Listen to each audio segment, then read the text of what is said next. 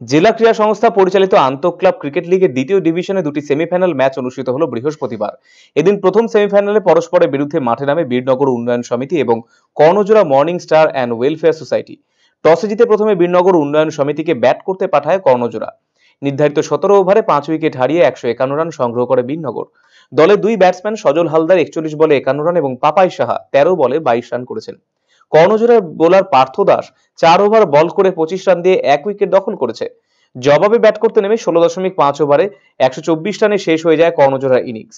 দলে ব্যাটসম্যান পবন রায় 33 বলে 54 রান করেছে।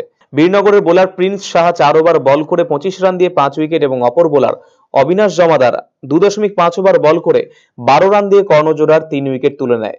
এই দিনের প্রথম সেমিফাইনালে 27 রানে কর্ণজোড়াকে হারিয়ে ফাইনালে পৌঁছে যায় বীরনগর উন্নয়ন সমিতি। ম্যান অব দ্য ম্যাচ নির্বাচিত হয়েছেন বীরনগরের প্রিন্স সাহা।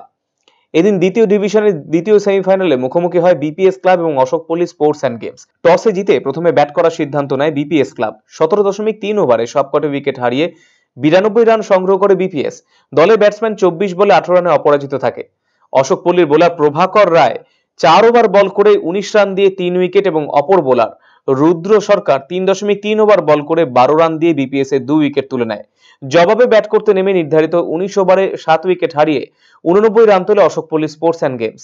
দলের ব্যাটসম্যান আকাশ দে 24 বলে 26 রান সংগ্রহ করেছে। বিপিএস এর বোলার মানিক রায় 4 ওভার বল করে 19 রান দিয়ে 2 উইকেট সংগ্রহ করেছে। এই খেলায় 3 রানে অশোকপল্লী স্পোর্টস অ্যান্ড গেমসকে হারিয়ে ফাইনালে ওঠে বিপিএস ক্লাব।